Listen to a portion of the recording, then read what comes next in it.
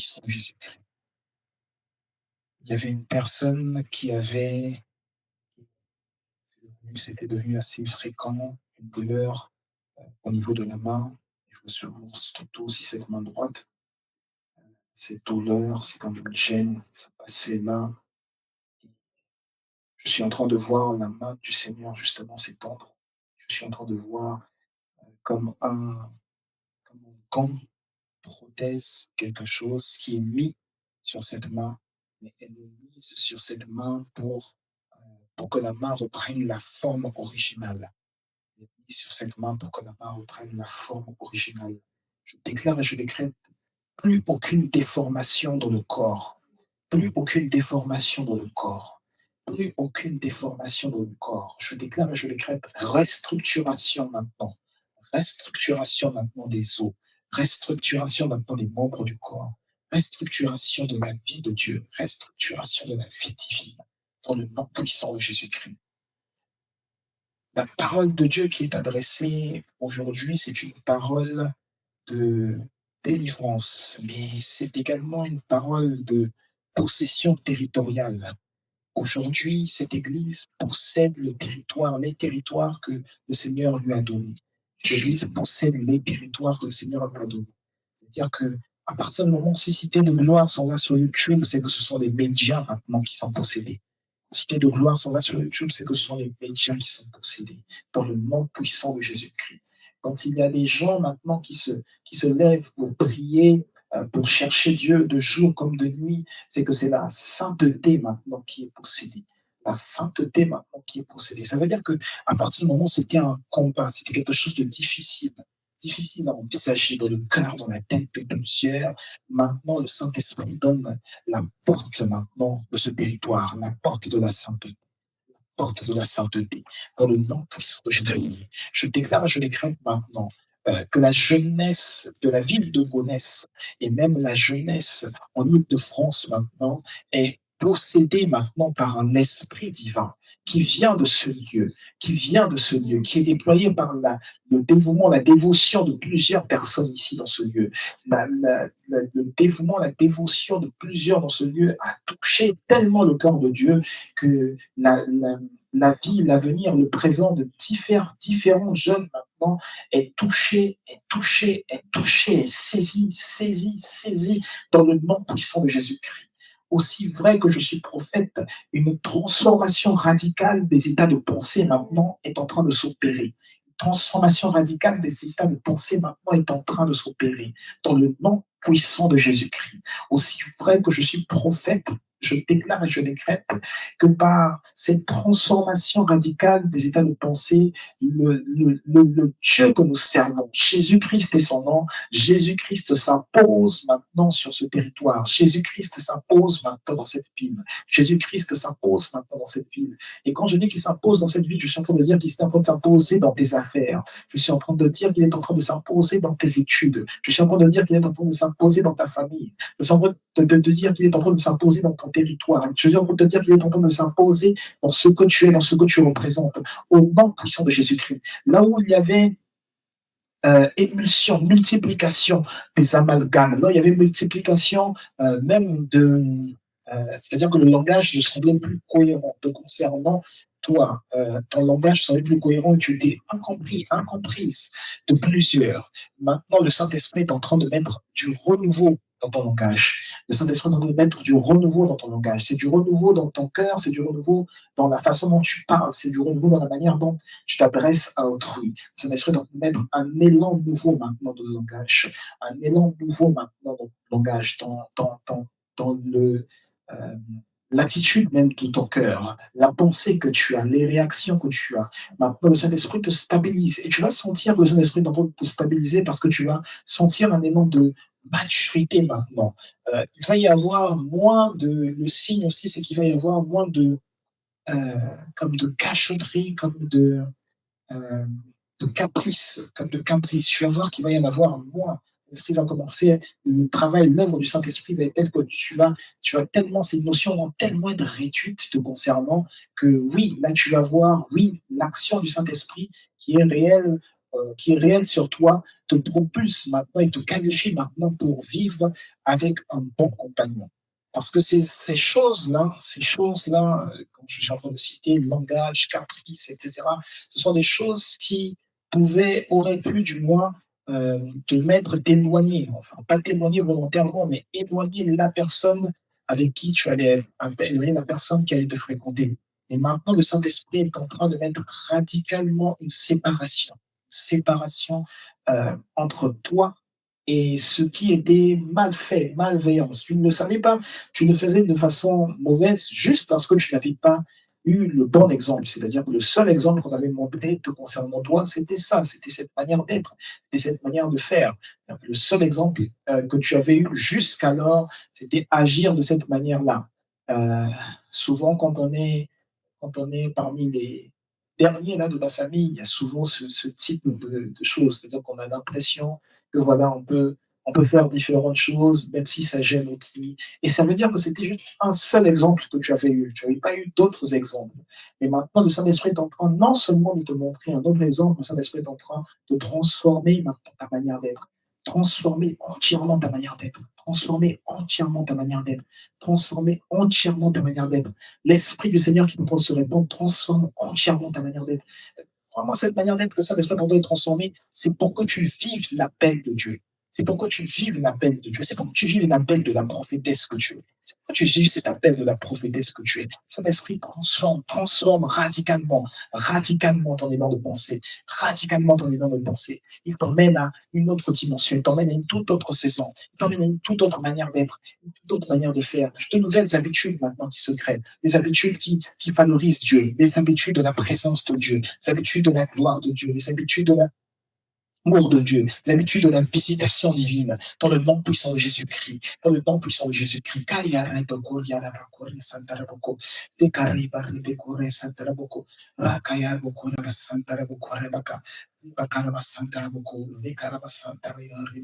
Et pour toi, dont il est question, là, quand j'ai parlé de ce caractère, quand j'ai parlé de l'attitude, l'instruction que Saint-Esprit donne, justement, c'est cette semaine, il va y avoir, tu devras passer pendant 3 jours, tu devras être debout à minuit.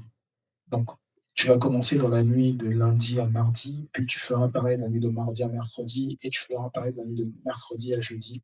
Tu seras debout à minuit, et à minuit, tu seras en train de prier. Tu prieras, il faut bien comprendre, entendre ce que je dis, tu prieras au chevet de ton lit. Et tu seras à genoux, au chevet de ton lit, et tu seras en train de prier. La prière que tu feras peut mettre entre 20 et 30 minutes. Mais tu prieras, tu seras au chevet de ton lit. Et alors que tu seras en train de prier, le Saint-Esprit sera en train de mettre un nouvel élément, une nouvelle forme, une nouvelle instruction. Le Saint-Esprit sera en train de mettre une nouvelle manière d'être. Le Saint-Esprit sera en train de répandre sa face glorieuse. La face de Dieu, la face du Christ, la face de l'Esprit, les ensembles réunis en toi donnent une toute autre dimension de ta personne, une toute autre dimension de ta chrétienté, une toute autre dimension de ta vie, une toute autre dimension de ta paix, une toute autre dimension de ta bravoure. Que le nom du Seigneur soit élevé, que le nom du Seigneur soit béni pour tout ce qu'il est en train de faire, pour sa présence manifeste. Merci Seigneur de répandre ton amour. Merci Seigneur de répandre ta grâce. Merci Seigneur de répandre la mesure et les mesures de ton onction. Merci Seigneur de répandre la profondeur et les profondeurs de ta bienveillance. Merci Seigneur d'être présent au milieu de nous. Seigneur, nous sommes joyeux d'être en ta présence et nous sommes heureux que tu penses à nous. Nous sommes heureux que tu penses à nous, que tu te soucies de nous, que tu te soucies de tout ce qui nous concerne. Et nous sommes heureux de voir que tu ne nous as pas et tu ne nous abandonneras pas. Et tu es avec nous tous les jours jusqu'à la fin de notre mission sur terre. Que ton nom soit élevé, que ton nom soit glorifié pour tout ce qui est fait actuellement, pour le culte qui t'est rendu et pour l'appréciation que nous te donnons. Dans le nom puissant de Jésus-Christ, nous avons ainsi prié avec action de grâce. Amen, amen, amen, amen.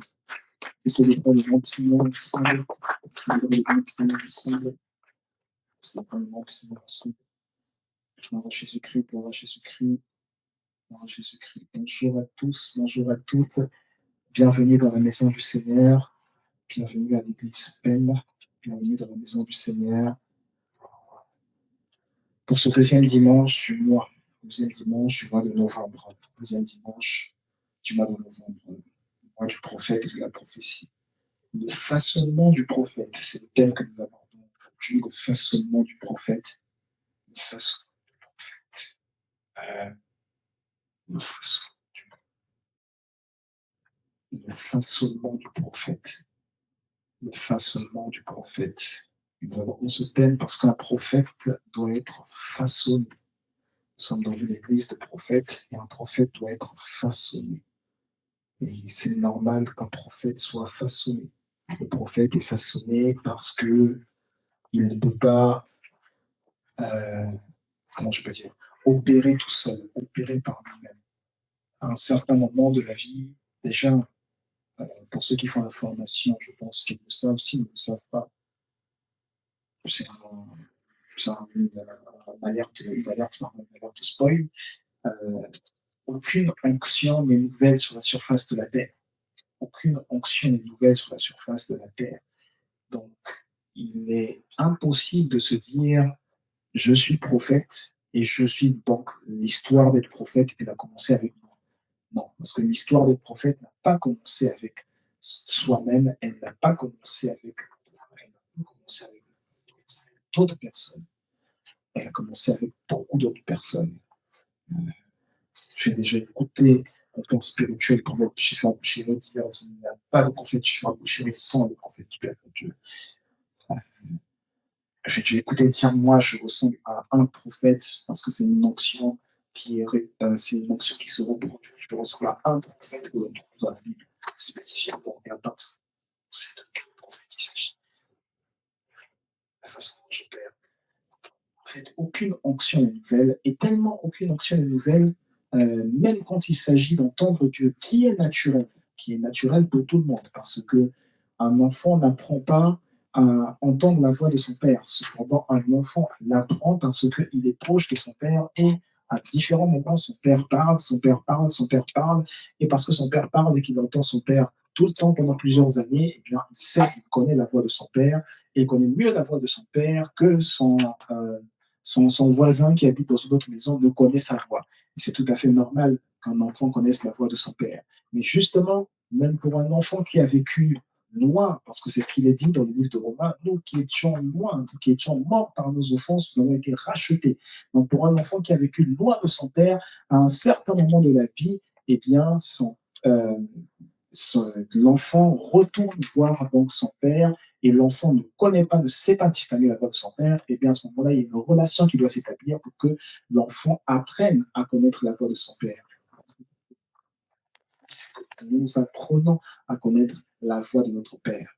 Et croyez-moi, même tout prophète dans la vie même apprend à connaître la voix du Père céleste. Parce qu'à un certain moment, il arrive à comprendre, à entendre du moins et à distinguer la voix du Père. Et à un autre moment, il ne sait pas. Il ne sait pas exactement reconnaître la voix du Père. Parce que la manière dont le Père parle est différente à chaque fois. Et surtout, quand on grandit, plus on grandit, plus Dieu va nous apprendre différentes manières dont il s'exprime, dont il nous parle. Et parce qu'on ne connaît pas forcément ces différentes manières-là, on aura parfois besoin d'aide. On aura parfois besoin d'aide, d'orientation. Le jeune Samuel ne savait pas, quand il dormait près de l'arche, il ne savait pas que c'était Dieu qui lui parlait en prenant la voix de son père spirituel, Élie. Il ne savait pas. Et pourtant, justement, à ce moment-là, il a appris, il a compris que, Dieu, pour me parler, il va prendre la voix de mon père spirituel. Il a compris. Mais c'est son père spirituel qui lui a appris.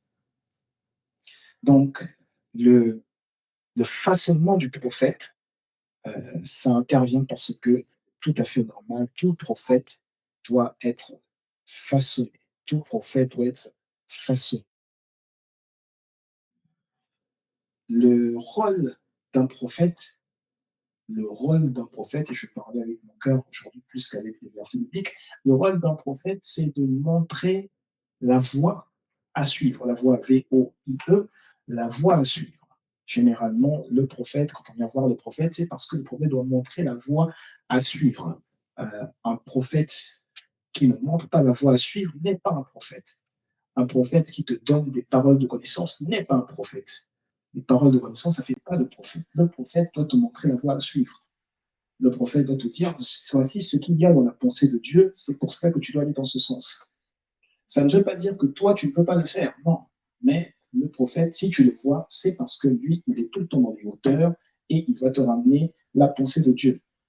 Donc, ça veut dire que quand s'il te manque la voie à suivre, ça veut dire qu'en fait, il t'aide. Le prophète est censé t'aider à devenir une personne qui a de l'influence. Pourquoi? Parce que la voie à suivre dont on de parler, c'est la voie de Dieu, le chemin que Dieu est en train, que Dieu veut que tu empruntes. Donc, le prophète veut t'aider à devenir une personne d'influence, une personne influente. C'est ce que le prophète veut t'aider à devenir. Donc, le prophète est la personne qui va t'aider en te donnant la voie à suivre, en te donnant ce chemin. Le prophète est la personne qui va, puisqu'il va te transmettre la voie de Dieu. On avait parlé un peu d'une définition du prophète la semaine dernière. Puisqu'il va te transmettre la voie de Dieu, VOX, puisqu'il va te transmettre la voie de Dieu, le prophète va faire en sorte que cette voix de Dieu que tu vas entendre maintenant par sa bouche, cette voix de Dieu il va faire en sorte que cette voix de Dieu soit domiciliée en toi, voix de Dieu VOX, cette voix de Dieu soit domiciliée en toi, de sorte à ce que tu suives la voie, le chemin, tu suives le chemin de Dieu. Le prophète va donc faire en sorte que la voix de Dieu VOX soit domiciliée en toi, de sorte à ce que tu suives le chemin, la voie VOIE, tu suives le chemin de Dieu, le chemin qui était tout tracé par Dieu pour toi. Et vous savez, tout ce que te dit le prophète, si cela apparaît comme étant une prophétie, parce que le prophète doit te donner des prophéties, forcément, et la prophétie, elle aurait été sous forme de conseil, elle aurait été sous la forme, donc orientée sous la forme dans le sens du futur. La prophétie peut, dans certains cas, emmener à voir très très loin dans le passé, mais dans la plupart des cas, la prophétie s'est orientée sous forme de conseil, il s'est orienté vers le futur, et d'ailleurs, n'est pas prophète celui qui te donne, celui qui te... Alors, je le reformule de cette manière. On reconnaît un prophète parce que ce qu'il dit s'accomplit. Ce que dit le prophète s'accomplit. Mais plus, ça c'est le premier niveau. On reconnaît un prophète parce que ce que dit le prophète s'accomplit. Et moi, j'ai énormément de témoignages de ce que j'ai dit qui se sont accomplis et qui s'accomplissent. Moi, toutes les semaines, j'en reçois. Je dis, prophète, tel jour tu m'as dit ça, ça s'est accompli. Tel jour tu m'as dit ça, ça s'est accompli. Prophète, la dernière fois qu'on a parlé, c'était il y a 1 mois et demi. Tu as dit ça, tu as dit que j'allais trouver un travail, tu as donné la période de temps, j'ai eu le travail, j'ai eu la période de temps. Prophète, la dernière fois, c'était un peu plus de 2 semaines qu'on marche. Je lui disais, prophète, tu me dis ceci, cela, un truc, je lui ai dit en plus, hein, ceci, cela, et puis voilà, et puis tu as dit oui, mes visions vont augmenter. Et prophète, depuis que ça s'est passé, ça n'a même pas mis longtemps. Le jour d'après, les visions ont augmenté. Et tout ça, il me disait, ah, j'en ai même dans le bus, j'en ai même là, prophète, je ne comprends même pas, je suis là, j'ai ça. Ce que on reconnaît, prophète, parce que ce qu'il dit s'accomplit. Du moment où il dit les choses, ça s'accomplit. Là, on reconnaît un prophète. Et un prophète ne parle, c'est pas un gars qui parle beaucoup. Il parle pas beaucoup. Il y a des gens qui aiment vous faire du matu vu, c'est-à-dire qu'ils vont te dire, oui, je vois que là, oui, ça c'est bon, mais il faut aussi, je suis sûr de dire, il faut aussi, non, calme, et puis après il parle, après il fait calme, chata la bonne. Bon, je vois que tu dois aussi, ça c'est bon. Non, il y a des gens qui sont sincères qui font ça, mais il y en a d'autres aussi qui font du matu vu quand même. Ils aiment bien vous faire ça parce qu'ils aiment. Il y a des gens qui vont te faire entendre que lorsque Dieu parle, c'est quand Dieu parle, tu dois faire. Je sens que tu es en train de parler. Comme ça, là, tu sens que le message, là, le message, c'est pas un message terrestre. Le message de la dimension céleste. Donc,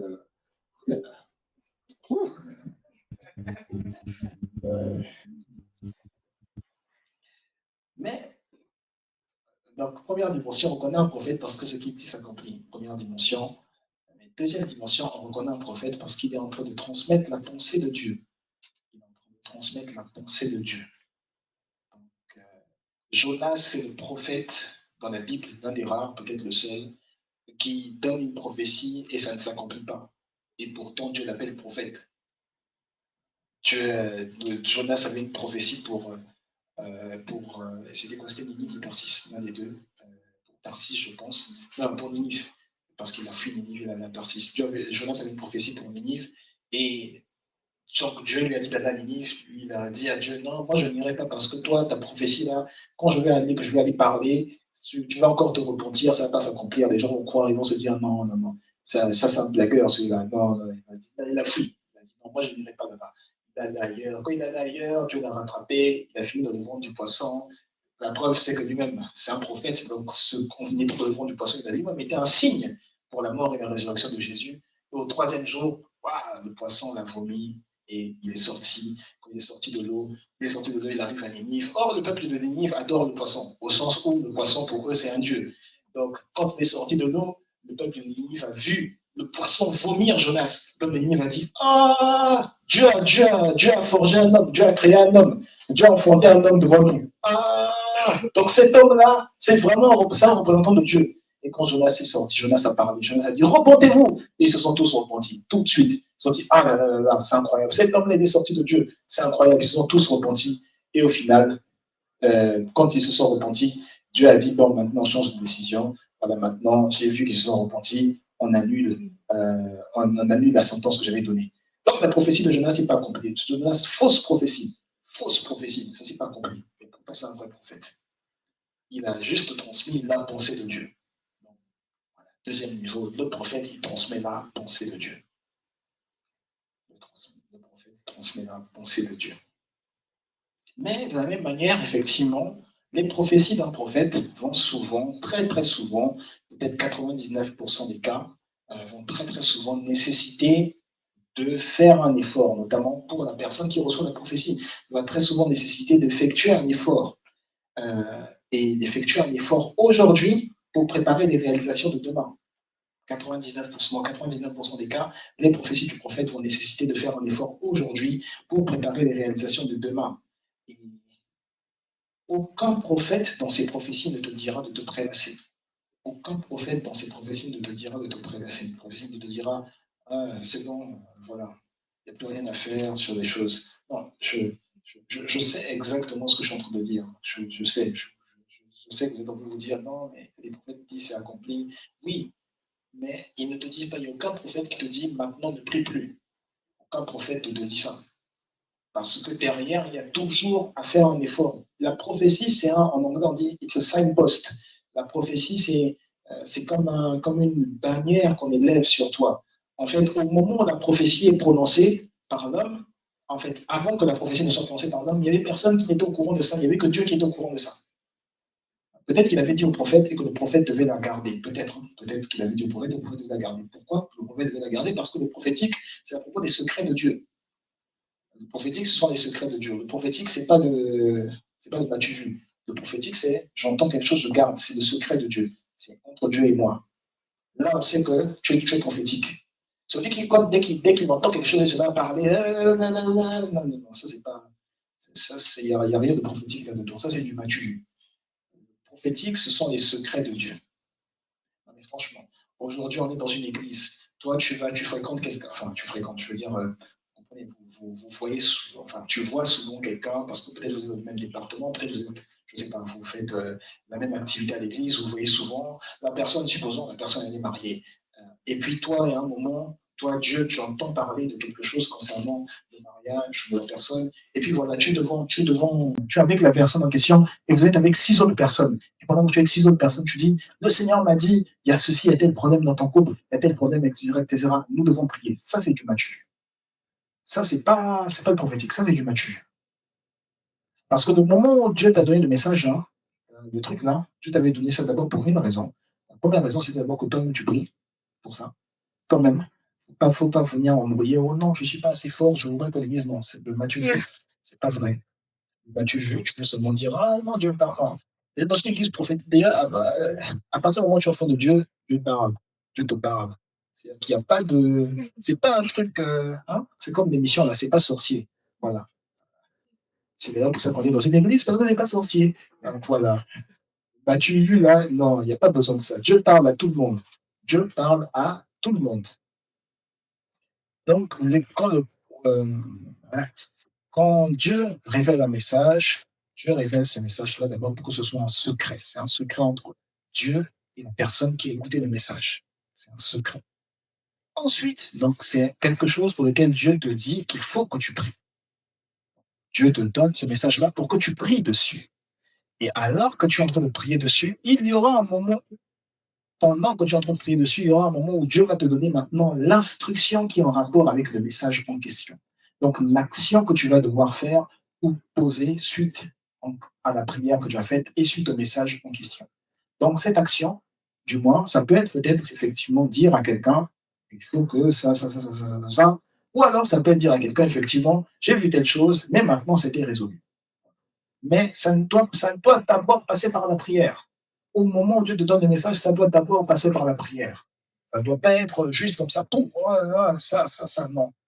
Ça passe d'abord par la prière. Parce que la prière, c'est justement le moment où tu es en train de comment dire, tu es en train de parler de ce secret avec Dieu et tu es en train de dire à Dieu, ah mais je suis étonné par ça. Ah mais ceci, cela. Pendant ce temps, Dieu est en train de te calmer, Dieu est en train de dire non, je ne sais pas, je t'ai pas annoncé juste quelque chose pour que tu aies peur. Non, non, non. Il y a toujours une solution. Et Dieu est en train de dire non, face à ce besoin-là, voici comment il faut s'orienter. Dieu est en train de te parler, Dieu est en train de te parler, de te forger, jusqu'à ce que, effectivement, maintenant, l'instruction vienne et quand tu donnes l'instruction, la prophétie que tu donnes apporte la paix, ça apporte, c'est une exhortation. C'est pour ça qu'en Corinthiens 14, oui, 14, on dit ça, que la prophétie sert à exhorter, sert à consoler, voilà, bref, elle apporte la foi. Et du coup, oui, je disais que les prophéties qui sont données par le prophète vont, d'une manière ou une autre, pousser à faire des efforts aujourd'hui pour préparer les réalisations de demain. Voilà. Pourquoi? Parce que comme le prophète est un intermédiaire, alors je veux dire, c'est pas dans ce sens-là que je voulais dire, il est à la limite, il est entre le ciel et la terre, eh bien, le prophète veut t'emmener du niveau où tu es, du niveau terrestre, au niveau céleste. Et pour que cela se produise, le prophète qui est en cours de façonnement, le prophète va être confronté à au moins 4 sacrifices. Il va y avoir à peu près 4 sacrifices. En tout cas, moi, je vais aborder ces 4 sacrifices-là. Euh, il y en a peut-être d'autres, enfin, chacun a son histoire, il y en a peut-être d'autres, parce qu'aucun prophète ne se ressemble d'ailleurs, hein. Aucun prophète n'est, voilà. Tu peux être ta version à toi-même, ta version améliorée de toi-même, mais tu ne peux pas être l'autre, tu ne peux pas être autrui. Aucun prophète ne se ressemble. J'ai écouté le prophète Jonas dire au sujet de ses enfants dans la foi, dire, voilà, je crois que c'était le prophète Ken et le prophète Héritier, il disait, mais il y a des années, il y a 10 ans, moi, quand je vous ai dit, quand vous veniez aux réunions et que je vous ai dit: «Oui, vous allez prophétiser comme moi». En fait, moi, je me disais qu'effectivement, vous prophétiserez comme moi, mais moi, quand je vous vois aujourd'hui, je me rends compte qu'en fait, vous ne prophétisez pas comme moi. Vous êtes votre version à vous, prophète. Aucun prophète ne se ressemble.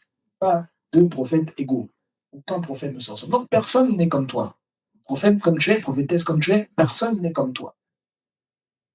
Je sais pas pourquoi tu n'as pas dit amen à ça. Personne n'est comme toi. Tu es toi-même. Tu es la meilleure version de toi-même. Personne n'est comme toi. On peut essayer de te copier, on peut essayer de se rapprocher un petit peu de toi, mais personne n'est comme toi. Personne ne va t'égaler. Personne n'est comme toi. Et donc 4 sacrifices principaux qui concernent le prophète, qui doivent être faits, du moins, par le prophète dans son élan. Premier sacrifice, c'est l'ego.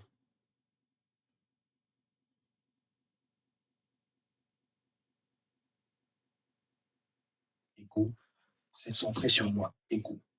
C'est vraiment, si je veux dire un truc là, comme on l'a dit là, c'est Matthieu, je suis l'ego. C'est l'ego. Ah bon. Je vais aborder ce point, enfin, je donne un exemple d'un point de vue, euh, allez, on va dire que c'est un point de vue terre à terre.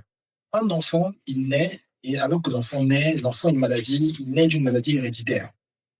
En fait, la maladie, elle vient des parents. Quel que soit le parent principal qui a transmis la maladie, en tout cas, la maladie, elle vient des parents. Si l'enfant a la maladie et qu'elle est héréditaire, c'est que ce n'est pas la faute de l'enfant, c'est la faute des parents. Au sens où les parents, avant d'aller faire l'amour, les parents étaient censés, du moins s'ils se sont mariés, ils étaient censés avoir fait différents tests, voilà, connaître, savoir quels sont les antécédents, les différentes maladies qu'ils pourraient avoir, d'autres pourraient avoir, que pourraient avoir les enfants, voilà. Ils étaient censés le faire. Donc, au final, ça veut dire que s'ils ne l'ont pas fait, eh ben, c'est leur faute.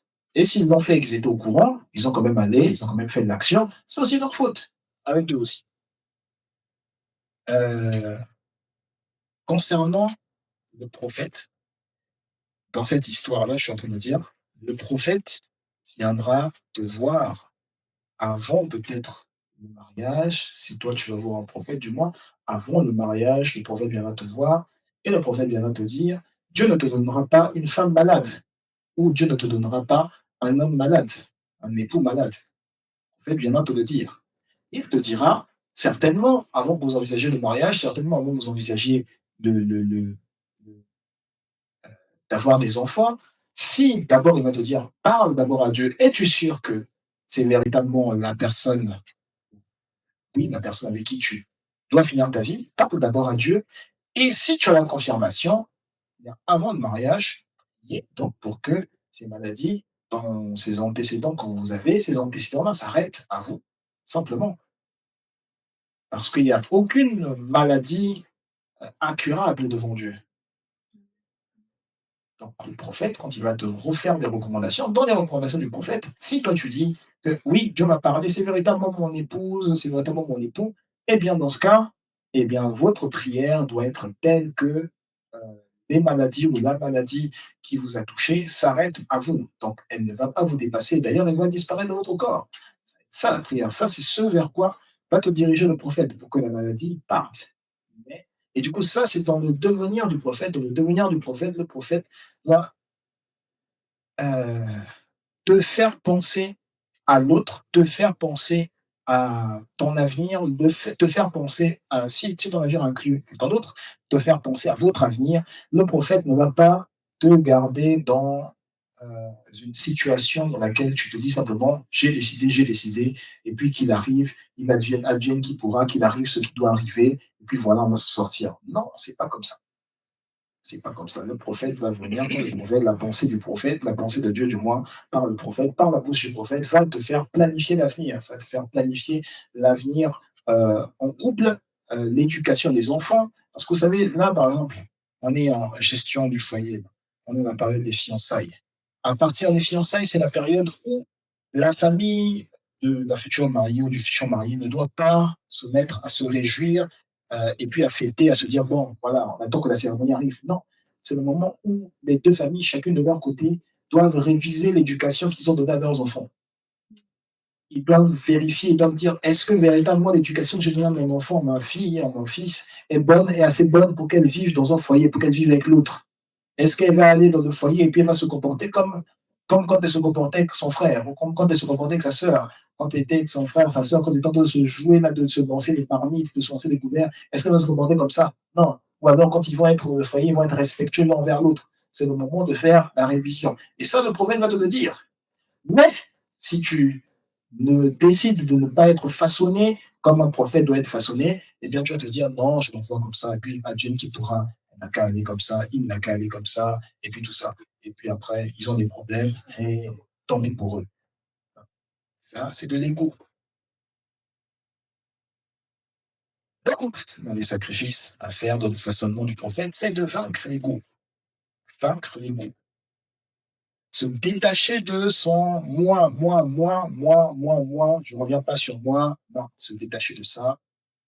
S'il faut faire un retour réflexif sur soi-même, tu fais ton retour réflexif et après avoir fait ton retour réflexif sur toi-même, peut-être par toi-même, tu demandes à Dieu la force nécessaire pour que tu impulses un changement. Et le changement, il doit être impulsé. Le changement, il doit être impulsé. L'ego. Beaucoup de choses à dire sur l'ego, il y a même beaucoup de textes bibliques à prendre sur l'ego, mais je ne vais pas le faire aujourd'hui. En tout cas, je peux prendre les textes bibliques, il y a beaucoup de choses à dire simplement. Passons juste. Le deuxième sacrifice qu'il faut faire, qui doit être fait dans le façonnement du prophète. Le deuxième sacrifice, c'est le sommeil. Le sommeil. Le sommeil. Il y a des gens qui dorment à peu près 12 heures de temps. C'est-à-dire que la personne se couche à 22 heures aujourd'hui, le lendemain, elle se réveille à 10 heures, par exemple. Ah oui, il y en a, moi j'en ai vu. 12 heures de temps. Voilà, il y a toujours un truc, on est toujours fatigué, on ne sait pas pourquoi. Voilà. Ouais, j'en ai vu. Des gens qui ont 30 ans, 31 ans, 32 ans, donc 12 heures de temps. Moi, je me dis, là, arrivé d'être confronté à une personne comme ça, je lui dis: «Mais regarde», je lui dis: «Mais depuis combien de temps tu dors autant?» La personne m'a dit: «Non, mais depuis longtemps, ça fait tellement longtemps que je ne m'en rappelle plus». Ah, supposons, donc si tu dors 12 heures de temps comme ça, tous les jours de toutes les années de toute ta vie, tu as dormi 12 heures de temps comme ça. Tous les jours. Donc, considérant bien les années bissextiles, considérant qu'il y a 365 jours par année. Donc, toi, tous les jours, en un an, tu multiplies 12 heures de temps, hein, tu multiplies ça par 365 et tu multiplies ça par le nombre d'années que tu as aujourd'hui après. J'ai dit, ah, je lui ai dit, mais ça veut dire que tu as perdu beaucoup de temps dans ta vie, beaucoup de temps à dormir. Tu as passé beaucoup de temps à dormir. Parce que quand tu dors, il ne se passe rien. Tu es seulement en train de rêver. Les rêves, c'est peut-être que c'est un point de départ sur une idée, un projet et tout. Mais à part ça, le rêve, c'est rien. Tant que tu t'es pas levé pour aller faire quelque chose, le rêve, ça reste un rêve. Et les rêves, on n'a même pas besoin d'avoir beaucoup de rêves. Joseph, il a eu deux rêves dans sa vie, pour sincérité. Même pas besoin d'avoir beaucoup de rêves. Et tout ça, Joseph, même avec ses deux rêves qu'il a eu dans sa vie dans Genèse, là, le christianisme a formé une religion sur ça. Tout ça là maintenant, les fils de Joseph, tout ça là, tout, c'est une religion maintenant qui est formée sur ça pour savoir que les rêves, c'est important. Pour quelqu'un qui a souvent eu deux rêves dans sa vie, les rêves, c'est important. Et je lui dis non, mais il ne faut pas perdre autant de temps. Tu perds autant de temps dans ta vie. C'est incroyable. Le nombre d'années que tu aurais pu, où tu aurais pu faire différentes choses, tu les as perdues. Non, non. Il m'a répondu oui, la science a prouvé qu'il faut avoir, voilà, il faut avoir 9 heures, 10 heures de sommeil, 11 heures, 12 heures. Ah! Donc ça, c'est peut-être, comme je ne suis pas né dans un pays, qui était supposé être développé, moi je suis né dans un pays qui était endetté. Nous, on courait déjà, on essayait de rattraper le sommeil. Parce qu'on rattrapait les heures perdues. Parce que bon, quand il y a des gens non, mais soyons véridiques, moi, là d'où je viens, moi, on importe des voitures, on importe des voitures des pays européens ou des pays américains et les voitures qui sont importées là, quand on les voit là-bas, elles sont même pas adaptées aux routes, au climat. Tu es dans la voiture, tu as extrêmement chaud, donc c'est des voitures qui ont été construites pour les climats des autres et qu'on retrouve là, dans ce pays-là. Et donc, du coup, ça veut dire qu'il y a beaucoup de choses à faire. On doit remplacer ces voitures-là, on doit remplacer les matériaux utilisés pour la construction, on va remplacer ça. Je dis, bon, bah, ça, si c'est dans les pays développés, je comprends. Eux, ils sont déjà beaucoup faits, ils sont déjà assez loin. Bon, si tu me dis que la science a prouvé, la science peut avoir prouvé pour ces pays-là, mais est-ce que la science a prouvé pour toi? Parce que lui, quand je lui parlais, il n'était même pas dans un pays développé. Il était dans un pays très, très endetté, pays pauvre, très, très endetté. Ah, comment, bon, c'est peut-être toi, c'est super. Toi, tu t'es dit que c'est pas un problème pour toi. Super. Quoi qu'il en soit, le prophète ne doit pas beaucoup dormir. Le prophète ne doit pas beaucoup dormir. Donc, quand tu es façonné en tant que prophète, tu dois apprendre effectivement à avoir un certain moment des dettes de sommeil. Tu dois apprendre à un certain moment à avoir des dettes de sommeil. Combien de fois moi je parle des prophètes? Un jour, une femme m'a fait rire. Ah, la femme m'a fait rire. Elle était venue à la maison récupérer, je me débarrassais d'un meuble, hein. Et c'est une femme de l'église MLK. Je me débarrassais d'un meuble, là. Elle était venue à la maison, elle m'a vu. Et tout. Le meuble, il a dit: «Ah non, mais c'est exactement comme la décoration que j'ai chez moi et tout». Moi, je ne connaissais pas, hein. Je dis: «Ah bah, c'est super». Prenez-le. Moi, je m'étais couché ce jour-là, je m'étais couché environ à 5 heures du matin, donc il était venu, il était 10 heures. Donc j'avais dormi 4 heures. Je dis: «Ah bah, prenez-la» et tout. Elle était accompagnée de quelqu'un qui aidait au démontage des meubles, puis au remontage et tout ça et cetera et cetera. Je dis: «Ah, c'est super». Bon, quand elle est arrivée chez elle, elle m'a envoyé un message dire: «Ah non, voilà, c'est le meuble, c'est vraiment très beau, regardez, vraiment comme j'ai dit avec la décoration et tout». Je dis: «Ah super». Oui, je sais bien faire les choses, donc voilà, j'ai compris qu'il voulait juste placer ça pour chrétienne, quelque chose comme ça. Je dis: «Ah oui, en tout cas, gloire à Dieu, que Dieu soit loué». Elle m'a dit: «Ah oui», elle m'a répondu aussi: «Que Jésus soit loué». Bon, c'est pas grave. Je dis: «Ah oui, bon, gloire au Seigneur alors». Voilà. Elle a dit: «Non, voilà, moi je suis», elle m'a dit: «Non, permettez-moi de dire, moi quand je vous ai vu», je sais pas qu'est-ce qu'elle m'a dit là. J'ai vu, ah, elle m'a dit un truc là. J'ai vu, des incertitudes, des choses comme ça, elle a dit un truc de genre, «J'ai vu des incertitudes sur vous» et quelque chose comme ça. Je dis: «Ah d'accord». Je dis: «Non, mais ça doit pas être moi, vous avez certainement confondu». de voir quelqu'un d'autre et tout. J'ai dit: «Peut-être que c'est quelqu'un de mon environnement aussi, hein, il y a pas de problème, mais vous êtes certainement confondu». Je lui ai dit des fois, elle dit: «Non, non, je suis sûr, c'est vous». Je lui dis: «Ah non, non, ça franchement, en tout cas, moi je connais pas ça». Je lui dis des fois, je dis: «Non, je sais, même moi aussi parfois mon niveau ça m'arrive, je peux me retrouver dans une certaine circonstance, je crois que c'est quelqu'un alors que non, c'est quelqu'un d'autre». Je lui dis: «Non, vous inquiétez pas, vous avez peut-être eu, la vision, mais peut-être vous avez eu la mauvaise interprétation, enfin, ben, c'est pas grave, mais on est ensemble, il y a pas de problème». Elle dit: «Non, non, non» et alors bon, ouais, vraiment, «Non, c'est vous et tout ça». Bon, j'ai dit: «Non, non, mais écoutez, quand vous êtes venus, si vous voulez savoir, quand vous êtes venus, il était 10 heures du matin. Moi, je m'étais endormi à 5 autour de 5h30. Voilà, je travaille beaucoup, j'ai beaucoup de choses à faire, surtout dans cette période de l'année, j'ai énormément de choses à faire. Donc voilà, c'est que vous avez peut-être vous avez vu dans l'expression de mon visage que peut-être que je semblais pressé. Si je semblais pressé, c'est que je semblais pressé parce que j'avais encore du travail à faire. C'est tout. C'était pas une histoire de tout ça là. Elle commence à me parler, mais tout ça là, bon, ouais, peut-être quelqu'un d'autre peut vous aider, tout ça. Je lui ai dit, bon, je lui ai répondu, j'ai dit, est-ce que vous fréquentez parfois des prophètes? Elle dit, oui, oui, j'en fréquente beaucoup et tout. D'accord, les prophètes que vous fréquentez, ce sont des prophètes de Dieu, du Christ, j'ai précisé. Elle dit: «Oui, oui, oui, j'en connais beaucoup, j'en connais beaucoup». «Combien est-ce que vous savez combien d'heures ils dorment par nuit?» «Heu, non, non, non, je sais pas, mais ils ont toujours l'air très bien quand je les vois et tout ça». Je dis: «Oui, moi aussi, vous savez, moi aussi parfois quand je dors 4 heures, j'ai l'air très bien. Aussi d'autres fois, je dors 4 heures, j'ai pas l'air très bien, ça dépend». «Ah oui, mais est-ce que vous êtes sûr que vraiment dans cette histoire-là, est-ce que vraiment vous savez que est-ce que dans ce moment-là, vraiment vous pensez que c'est Dieu qui vous dit de faire ça?» Si je fais pas ça, qui va faire ce que je suis en train de faire? Je comprends pas. Est-ce que vous en êtes vraiment sûr? Je dis: «Bon, sincèrement, je vous aime beaucoup ma sœur, durant ce moment-là, depuis j'ai dit quand même depuis des décennies, non seulement moi je suis prophète, mais depuis des décennies, j'en fréquente le même beaucoup. Tous les appels que j'ai par semaine avec les prophètes, des fois je tombe sur un qui me dit: «Ah, vraiment, à 5 heures, je n'étais pas couché avant 5 heures du matin». Ou alors même pendant qu'on est en train de parler, la personne s'endort. J'ai dit: «Ça, ce sont des prophètes». Je tais le nom, mais j'ai dit: «Mais ça, ce sont des prophètes». Les prophètes, vous pouvez, si vous voulez, vous pouvez aller taper, hein, sur YouTube, regarder des vidéos dedans, vu qu'ils sont. Moi, quand je leur parle, pendant que je suis en train de leur parler, la personne s'endort. Parce que la nuit, il a passé à prier. Donc vous, si vous dites que vraiment les heures là, vous les passez, enfin les beaux prophètes là, ils passent pas des heures en prière dans la nuit. J'ai dit: «Ah ça en tout cas, bon, c'est vous-même». J'ai dit: «Je ne sais pas moi, c'est vous-même. Mais en tout cas, merci pour tout ça». D'accord, d'accord. Je vous souhaite une bonne journée. Mais, hem, j'ai alors,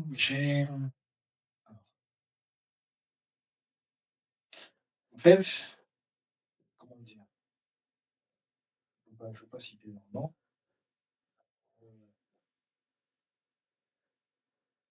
Plus, ou en tout cas, plus on a cette capacité-là, parce il peut y avoir plusieurs types de jeunes. J'aimerais vraiment faire un enseignement là-dessus, mais il peut y avoir plusieurs types de jeunes, pour les personnes qui se mettent à part, et notamment un prophète, un chrétien d'une manière générale, c'est une personne qui va faire beaucoup de jeûnes et prières. Et il y en a beaucoup des types de jeûnes. Le jeûne, c'est pas seulement se priver de nourriture, par exemple. En tout cas, nourriture au sens d'aliments. Le jeûne, c'est aussi se priver, en marié par exemple, c'est se priver du corps de l'un et de l'autre. Par exemple, ça, c'est un jeûne. Il y a aussi des jeûnes de sommeil.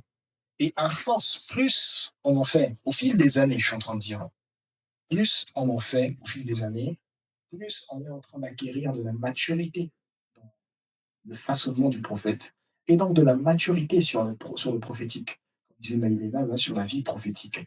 On va acquérir de la maturité là-dessus, à force d'en faire.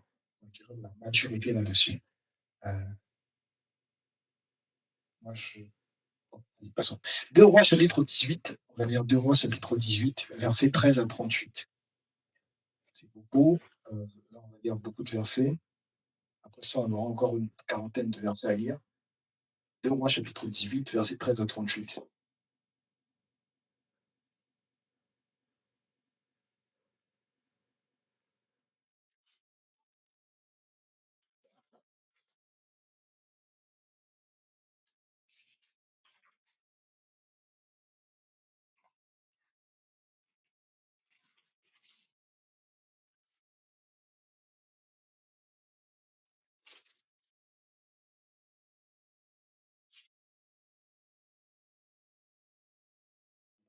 versets 13 à 38.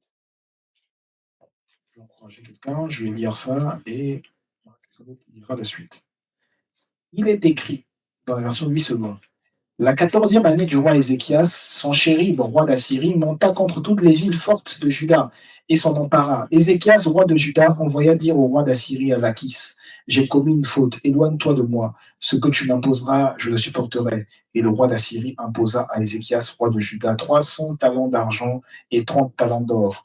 Ézéchias donna tout l'argent qui se trouvait dans la maison de l'Éternel et dans les trésors de la maison du roi. Ce fut alors qu'Ézéchias, roi de Juda, enleva pour les livrer au roi d'Assyrie les lames d'or dont il avait couvert les portes et les linteaux du temple de l'Éternel. Verset 17. Le roi d'Assyrie envoya de Lachis à Jérusalem vers le roi Ézéchias Tartan, Ramsaris et Rabshakeh avec une puissante armée. Ils montèrent, ils arrivèrent à Jérusalem. Lorsqu'ils furent montés et arrivés, ils s'arrêtèrent à l'aqueduc de l'étang supérieur, sur le chemin du champ du Foulant. Ils appelèrent le roi Éliakim, fils de Hilkisha, chef de la maison du roi, se rendit et Eliakim se rendit auprès d'eux avec Shebna, le secrétaire, et Joach, fils d'Asaph, l'archiviste. Rabshakeh leur dit, dites à Ézéchias, ainsi parle le grand roi, le roi d'Assyrie. Quelle est cette confiance sur laquelle tu t'appuies? Tu as dit, il faut pour la guerre de la prudence et de la force. Mais ce ne sont que des paroles en l'air. En qui donc as-tu placé ta confiance pour t'être révolté contre moi? Voici, tu l'as placé dans l'Égypte. Tu as pris pour soutien ce roseau cassé qui pénètre et perce la main de quiconque s'appuie dessus. Tel est Pharaon, roi d'Égypte, pour tous ceux qui se confient en lui. Peut-être me direz-vous, c'est en l'Éternel notre Dieu que nous nous confions. Mais n'est-ce pas lui dont Ézéchias a fait disparaître les hauts lieux et les autels en disant à Juda et à Jérusalem, vous vous prosternerez devant cet autel à Jérusalem. Maintenant, fais une convention avec mon maître, le roi d'Assyrie, et je te donnerai 2000 chevaux, si tu peux fournir des cavaliers pour les monter. Comment repousserais-tu un seul chef d'entre les moindres serviteurs de mon maître? Tu mets ta confiance dans l'Égypte pour les chars et pour les cavaliers. D'ailleurs, est-ce sans la volonté de l'Éternel que je suis monté contre ce lieu pour le détruire? L'Éternel m'a dit, montre contre ce pays et détruis-le. Eliakim, fils de Hilkija, Shebna et Joach, dirent à Rabshakeh, parle à tes serviteurs en araméen, car nous le comprenons, et ne nous parle pas en langue judaïque aux oreilles du peuple qui est sur la muraille. Rabshakeh leur répondit, est-ce à ton maître et à toi que mon maître m'a envoyé dire ces paroles? N'est-ce pas à ces hommes assis sur la muraille pour manger leurs excréments et pour boire leur urine avec vous? Alors Rabshakeh s'étant avancé, cria à haute voix en langue judaïque et dit, écoutez la parole du grand roi, du roi d'Assyrie. Ainsi parle le roi, qu'Ézéchias ne vous abuse point, car il ne pourra vous délivrer de ma main. Qu'Ézéchias ne vous amène point à vous confier en l'Éternel, en disant, l'Éternel nous délivrera et cette ville ne sera pas livrée entre les mains du roi d'Assyrie.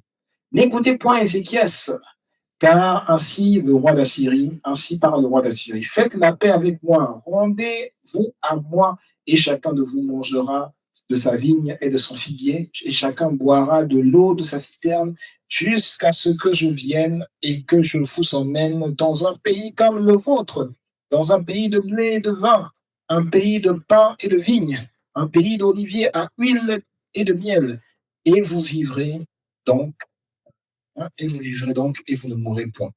Écoutez donc point Ézéchias, car il pourrait vous séduire en disant l'Éternel vous délivrera. Les dieux des nations ont-ils délivré ont-ils délivré chacun son pays de la main du roi d'Assyrie? Où sont les dieux de Hamath et d'Arpad? Où sont les dieux de Sepharvaïm, d'Ena et d'Ivna? Ont-ils délivré Samarie de ma main?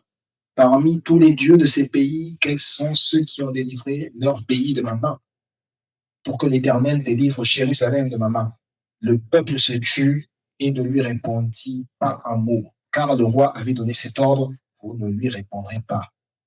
Et Eliakim, fils d'Hilkija, chef de la maison du roi, le secrétaire et Joach, fils d'Azaph, l'archiviste, vinrent auprès d'Ézéchias des vêtements déchirés et des vêtements déchirés et lui rapportèrent les paroles de Rabshakeh. Nous allons lire donc le chapitre 19 à partir du verset 1 et ce jusqu'au verset 37. Quasiment, quasiment tout le chapitre. C'est tout le chapitre 20. Tout le chapitre.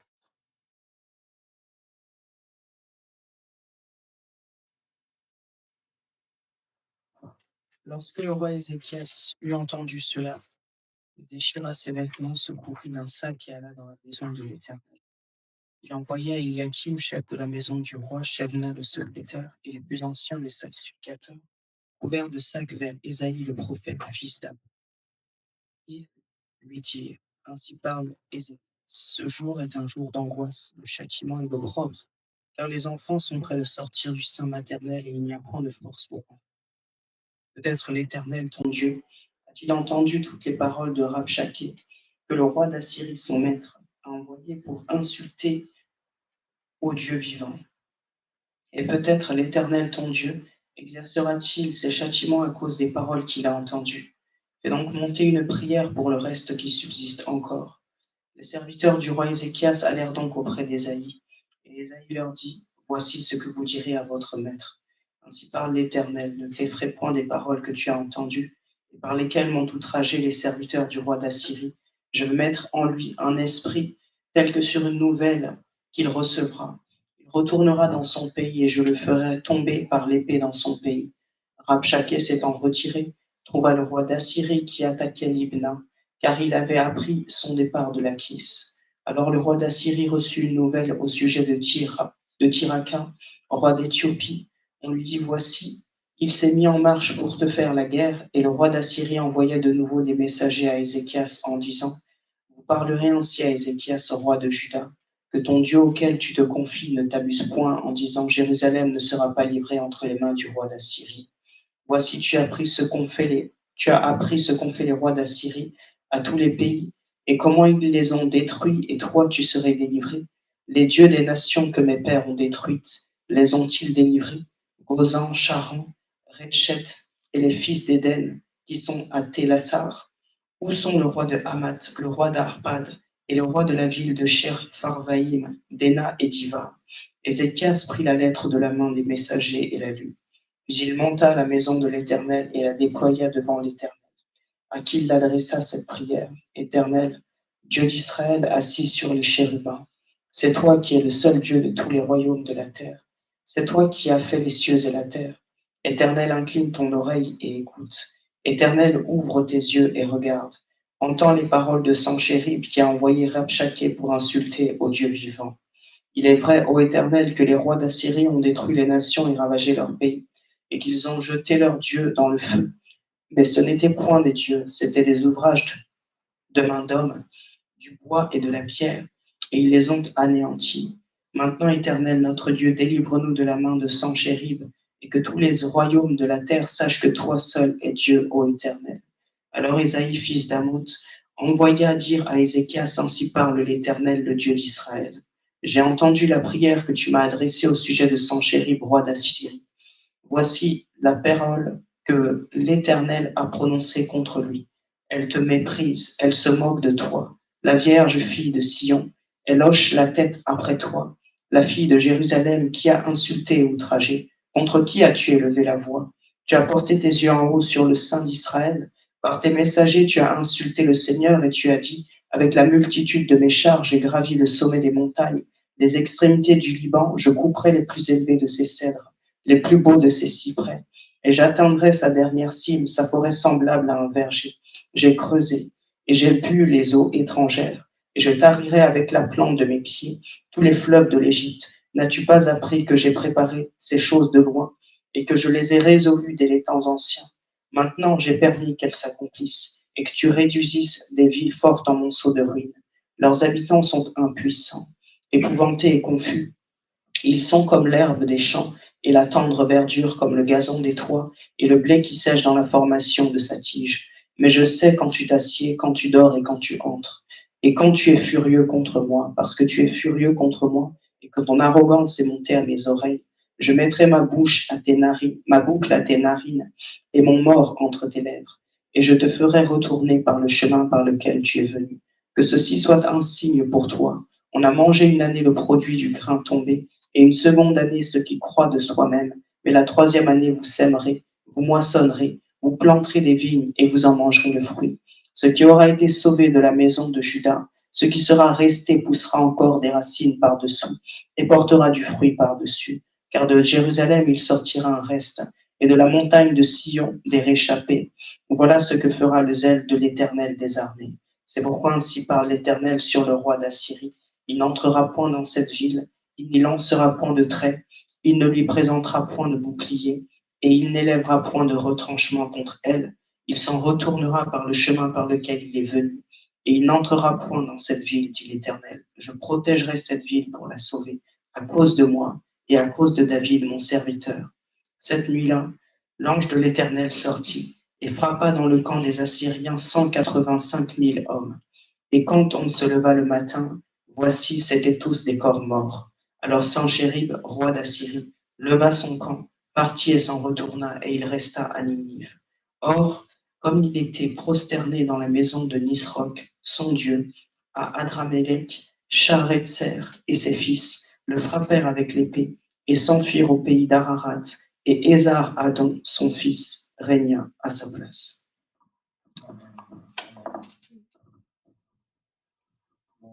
Dans cette histoire, nous voyons les derniers jours du roi d'Assyrie, qui s'en était pris du moins qui voulait s'en prendre au roi Ézéchias, qui voulait s'en prendre à Jérusalem. Et il a osé, en défiant Jérusalem, il a osé dire du mal du Dieu d'Israël.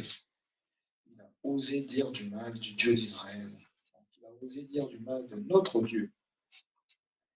Et pour l'une des rares fois dans l'histoire de la Bible, en tout cas dans les histoires qui sont écrites dans la Bible, pour l'une des rares fois, d'abord, pour la seule fois d'abord, ça s'est produit dans les histoires écrites dans la Bible, lorsque Ézéchias entend et voit ce qui a été dit, Ézéchias prend la lettre qui a été adressée et il va parler à Dieu et il dit, répète les paroles, et il dit, voici ce que le roi d'Assyrie a dit contre toi. Il n'a pas dit ça contre moi, il a dit ça contre toi. Donc voici ce que mon ennemi a dit contre toi. Donc mon ennemi est devenu ton ennemi. Mon ennemi est devenu ton ennemi. Vous savez, pour rapporter à ce qu'on est en train de dire, la Bible dit que Dieu ne sommeille ni ne dort. Donc, dis-toi qu'à partir du moment où toi-même aussi tu ne sommeilles ni ne dors, tu deviens forcément aussi un ami de Dieu. Et l'ami de Dieu en question, Dieu te considère plus comme son ami, Dieu te considère comme son allié. Et il va se dire, ah, donc la cause là qu'on est en train de défendre, c'est la cause de ceux qui ne sommeillent ni ne dorment. Ah, mais moi je suis engagé. Je suis très engagé. Et donc là, pour la première fois dans l'histoire de la Bible, Ézéchias prend la lettre, il la présente à Dieu. Et donc, celui qui était ennemi d'Ézéchias devient ennemi de Dieu. Celui qui était ennemi d'Ézéchias devient ennemi de Dieu. Et cet ennemi d'Ézéchias était rempli d'ego, égocentrique, rempli d'ego, plus rempli d'orgueil. Il était sûr de lui. Il donnait des exemples, il disait, est-ce que les dieux des autres nations les ont protégés? Et toi-même, tu es en train de te dire que ce n'est pas l'Éternel. Crois-moi, même quand j'étais parti là-bas, c'était l'Éternel qui m'a envoyé. Comme s'il y avait une forme d'intimité entre lui et le Dieu d'Israël. Non, il dit, crois-moi, tu ne le connais pas, le gars-là, tu ne le connais pas. Tu dis que tu as été avec lui, mais tu ne le connais pas. C'est moi, il m'avait envoyé moi-même. Et crois-moi, aujourd'hui aussi, quand je viens là, ne te dis pas que c'est lui qui va te protéger. Il vient, il est menaçant. Satan est toujours menaçant. Satan est toujours très, très menaçant. Surtout quand il s'agit, là on en peut parler du roi Ézéchias, mais surtout quand il s'agit également des prophètes. Satan est toujours très menaçant. Quand on parle de prophète, là je ne parle pas de quelqu'un qui a le don de prophétie, je ne parle pas de quelqu'un qui a la parole de connaissance. Un prophète va rencontrer sur sa route des esprits de torture. Un prophète va rencontrer sur sa route l'esprit de Jézabel. Un prophète va rencontrer sur sa route beaucoup de différents esprits. L'esprit de Dagon, dont je parle souvent, qu'on appelle dans certaines régions, on l'appelle sirène des eaux. Le prophète va rencontrer ça sur ce type d'esprit-là sur sa route. prophète va rencontrer des esprits plus que toute personne dans la vie courante. Le prophète va être tenté au-delà de ses limites, pouvoir rencontrer des esprits qui sont en rapport avec le sexe. Le prophète va vraiment beaucoup en rencontrer. Et tout ça, donc, ces esprits-là sont envoyés pour stopper, bloquer l'avenir du prophète. Parce que quand on dit voyant, le diable a transformé le voyant en voyeur.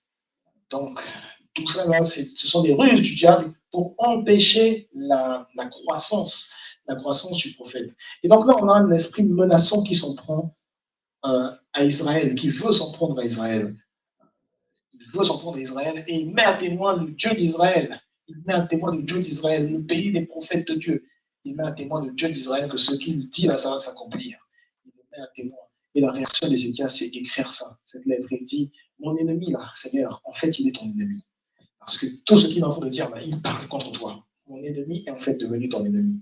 Et quand, à force de dire cela, Dieu lui répond. Dieu lui répondit, voilà, je vais te délivrer. J'ai entendu la prière que tu as faite. Je vais te délivrer. Je vais te restaurer. Il lui parle. Il dit, voici ce que je ferai. Voici ce que je ferai. Voici ce que je ferai contre tes ennemis. Et alors qu'il lui parle, la Bible dit, la même nuit, donc l'une des rares fois maintenant, ça se produit aussi dans la Bible, c'est encore pour se produit quelques fois d'autres, l'une des rares fois ça se produit dans la Bible, dit que la même nuit, cette nuit-là, l'ange de l'Éternel sortit et frappa dans le camp des Assyriens et 185 000 hommes moururent. 185 000 hommes moururent. L'ange éternel frappa dans le camp des Assyriens. Que l'ange éternel descende et frappe dans le camp de tes ennemis dans le nom de Jésus-Christ. Il frappa dans le camp des Assyriens. Donc, le peuple d'Israël n'a même pas eu à se battre. Ils n'ont pas du tout eu à se battre. Israël qui a une armée qui est très très forte, ils n'ont pas du tout eu à se battre. Parce que Israël, c'est le pays où ils ont le Dieu d'Israël, mais ils ont quand même leur armée aussi. Ils ne comptent pas seulement sur le Dieu d'Israël, ils comptent sur leur armée aussi. Ils comptent sur leur armée aussi, ils ont des armes, et leur technologie, et puis ils vont à l'attaque.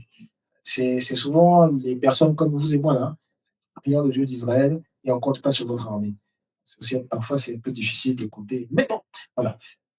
Mais du coup, là, c'est l'une des seules fois aussi dans la Bible où Israël ne s'est reposé que sur le Dieu d'Israël, au sens où il n'y a pas eu besoin d'armée et Dieu est intervenu. Crois-moi, Dieu peut faire de ta cause sa cause à lui. Dieu peut faire de ta cause sa cause à lui. Et je parle parce que la cause du prophète, c'est la cause de Dieu. La cause du prophète, c'est la cause de Dieu. Que cela soit ton cœur dans le nom puissant de Jésus-Christ. Que tes ennemis deviennent les ennemis de Dieu. Le troisième élément, le troisième sacrifice, on va dire, hein, qui intervient dans le façonnement du prophète, le troisième sacrifice, c'est la famille. La famille, c'est le troisième sacrifice. La famille. La famille. Si on parle un peu, parce que c'est un peu de là où je viens aussi, on parle de panafricanisme. Il y a eu des gens dans le monde panafricain, il y a des gens comme Nelson Mandela qui ont fait en sorte qui ont laissé un héritage, qui ont fait en sorte que l'Afrique soit comme elle est aujourd'hui. Ils ont laissé un héritage en termes d'idéologie, en termes de combat. Il y a eu des gens en RDC comme Lumumba. Ces personnes-là, pour le peu que je cite en tout cas,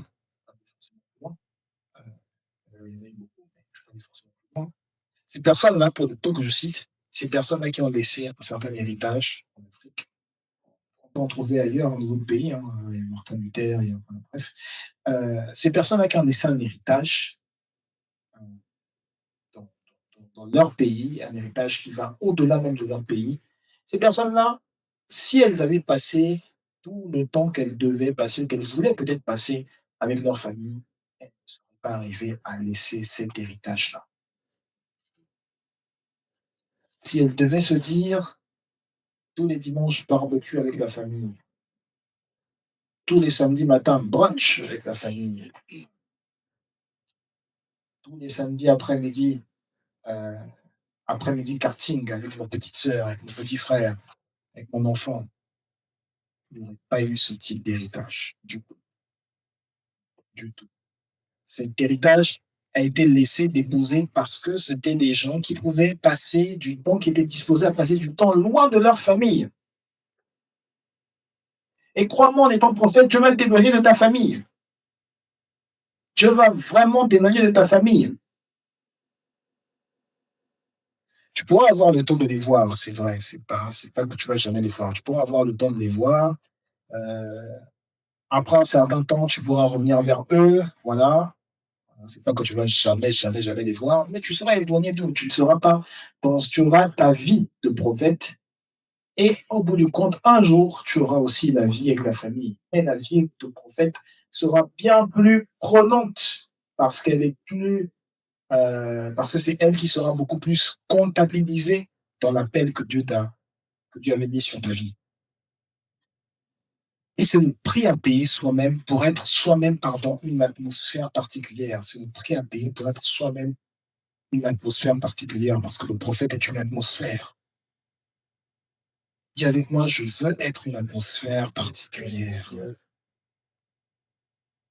C'est le prix à payer. Là-dedans, c'est vrai, le Seigneur permettra que je l'ai dit encore, le Seigneur permettra que tu revoies ta famille encore. Si la famille, si tu habites loin, des fois les prophètes peuvent être transportés très très loin de leur famille. Le Seigneur permettra que tu les revoies. Peut-être qu'ils devront voyager, peut-être non, le Seigneur permettra, il n'y a pas de problème. Mais tu seras loin d'eux. Tu seras loin d'eux. Le quatrième sacrifice que le prophète doit effectuer dans son façonnement, c'est le sacrifice du temps. Le sacrifice du temps. Je vais terminer par là. Le sacrifice du temps. Le temps, en fait, le prophète doit accorder, consacrer plus de temps à Dieu qu'il ne consacrera ou qu'il n'en consacrera à qui que ce soit d'autre. Consacrer plus de temps à Dieu, consacrerait aux autres personnes. Vous savez, la manière dont fonctionne l'esprit, la manière dont l'esprit se veut. Là, je parle de l'esprit du prophète, je parle de ton esprit. La manière dont ton esprit fonctionne, tu ne peux pas la comprendre, la discerner du jour au lendemain. Ce n'est pas simple, ce n'est pas rapide, ce n'est pas facile de comprendre, de savoir, de discerner automatiquement la manière dont l'esprit se meut. Ce n'est pas automatique de discerner, de distinguer la manière dont l'esprit fonctionne. Bien au contraire, ça se comprend au fur et à mesure que l'on passe du temps dans la prière. À force de passer du temps en prière, on est en train de comprendre la façon dont l'esprit se meut. À force de passer du temps à parler avec Dieu, de quelle manière l'esprit fonctionne. Pour découvrir mon esprit, découvrir le fonctionnement de mon esprit, je dois passer du temps en prière. Tu sais, tu peux passer 2 semaines. Moi, j'entends plusieurs personnes, et c'est dommage, je trouve qu'aujourd'hui, cette notion-là de la prière est tellement perdue, elle est en fait très superflue pour beaucoup de temps, beaucoup de personnes. Tu peux passer 2 semaines en prière et ton corps n'a pas entendu Dieu. C'est-à-dire que tu n'as pas de sensation, tu n'as pas de réponse, tu n'as pas de. Quand je dis tu n'as pas de réponse, c'est qu'en fait, tu ne sais pas exactement ce que Dieu dit. Tu peux passer 2 semaines, tu peux même passer 3 semaines, peut-être même tu peux passer un mois.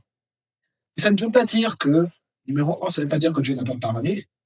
Numéro deux, ça ne veut pas dire que tu ne sais pas écouter Dieu. Et parfois, tu peux passer effectivement du temps dans la prière alors que tu n'entends pas Dieu. Ça veut dire, ces moments-là, ça veut dire que tu dois continuer de prier Dieu parce que Dieu est en train de former ton esprit pour l'écouter de manière différente, simplement. Tu dois continuer de prier Dieu parce que Dieu forme ton esprit pour l'écouter de manière différente. Dieu n'a pas qu'une seule manière, il n'en a pas que deux d'ailleurs, dont tu peux l'écouter. Il en a des milliers, des milliards même si tu préfères. Il en a des milliards. Donc il forme ton esprit par la prière. Parfois, quand j'étais adolescent, mes conversations avec mon père, parfois, se sont limitées à bonjour, bonsoir, bon appétit. Parfois, on se disait rien d'autre. Ça pouvait être comme ça pendant 2 semaines.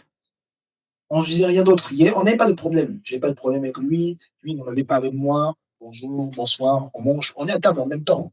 On mange. On ne se dit rien. Aujourd'hui, je constate que pour certaines personnes, c'est outrageux. Outrageux. Tu te retrouves avec ton père. Il faut forcément que ton père parle. C'est-à-dire que s'il ne parle pas, il y a quelque chose. Non, parfois, il n'y a rien. Il n'y a rien. Juste, on mange, on était là, on était venus manger. mange pas. Est-ce que vous faire autre chose? Peut-être vous manger. C'est fini. Vous le faire pendant 2 semaines, 3 semaines, parfois. Mais au bout d'un moment, à un moment, au bout des 2 semaines, au bout des 3 semaines, mon père se mettait à parler de quelque chose de précis. Et quand il se mettait à parler de quelque chose de précis, il me disait, est-ce que tu te rappelles la semaine dernière? Donc, semaine, on se disait bonjour, bon appétit, bonsoir. Est-ce que tu te rappelles la semaine dernière, il s'est produit ça, ça, ça. Est-ce que tu as vu ça? Je dis oui. Et là, Mané me dit, il commence à se adresser à moi. Et il commence à me donner un message que je n'aurais pas compris la semaine dernière s'il en avait parlé la semaine dernière. Il commence à me dire, en fait, ça, et là, il m'indique. Donc, je n'aurais pas compris ça s'il s'était exprimé la semaine d'avant. Donc, il fallait qu'il attende que j'ai un certain niveau, une semaine après, un certain niveau d'acquisition d'informations, un certain niveau de réflexion pour m'en parler. Parce que le but, c'est pas juste parler pour parler. Le but, c'est que quand tu parles, il y ait communication. Donc, l'autre, il entend, il comprend, il sait aussi répondre. C'est ça la communication. Pas un monologue. Donc, il attendait qu'il n'y ait pas un monologue, il attendait qu'il y ait communication. Et plus tu pries, plus tu es à même de communiquer avec Dieu. Plus tu pries, plus tu es à même de communiquer avec Dieu. C'est chose, c'est important, hein. Il faut noter, parce que quand on va sortir d'ici là, Satan aura volé les 95% des choses que tu auras dit. Il aura volé ça, toi tu vas aller galérer, tu vas chercher sur YouTube, qu'est-ce qu'un tel a dit, qu'est-ce que voilà. Plus tu pries, plus tu es à même de communiquer avec Dieu. Et plus tu communiques avec Dieu, plus Dieu est en train de se former en toi. Plus tu communiques avec Dieu, plus Dieu est en train de se former en toi. Le temps que tu vas consacrer à Dieu dans la prière, ça permet qu'il n'y ait pas de blocage dans ton esprit. Parce que parfois, il y a comme des blocages dans ton esprit.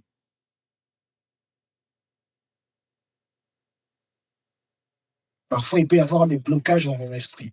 Les blocages, ça peut se représenter de façon différente. Les blocages, c'est peut-être qu'il y a un flux, il y a un grand flux d'informations dans ton esprit. C'est-à-dire qu'il y a un embouteillage dans ton esprit. Tu as beaucoup d'informations dans ton esprit, tu as un truc, un truc, un truc, un truc, un truc, et tout ça s'entrechoque, et tu ne sais pas trop où donner de la tête. Et tout ça, un embouteillage dans ton esprit. Tu te dis, ah, là, il y a des visions, je ne m'en comprends pas, j'ai ça, j'ai ça, j'ai ça, j'ai ça. Embouteillage dans ton esprit. Cet embouteillage-là, c'est un blocage. Il y a un blocage dans ton esprit souvent.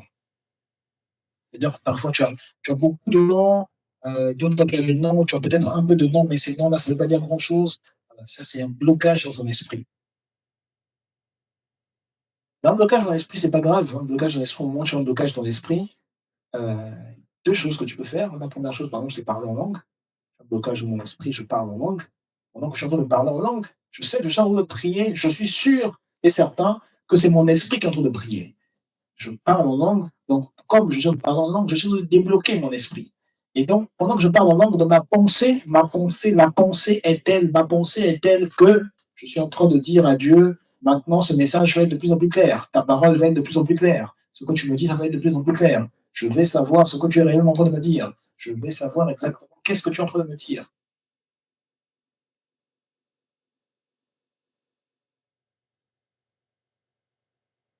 Ou alors, blocage dans l'esprit, c'est que je suis par exemple là, je suis en train de venir, je suis en train de conduire, alors que je suis en train de conduire, Dieu me montre, en tout cas, j'ai le nom d'une personne, c'est le nom de mon oncle. Hein, ça fait longtemps que je n'ai pas pensé à mon oncle, je n'ai pas parlé à mon oncle, et j'ai le nom de mon oncle, ou le visage de mon oncle, en tout cas, je vois le visage de mon oncle, et je ne sais pas pourquoi je vois le visage de mon oncle.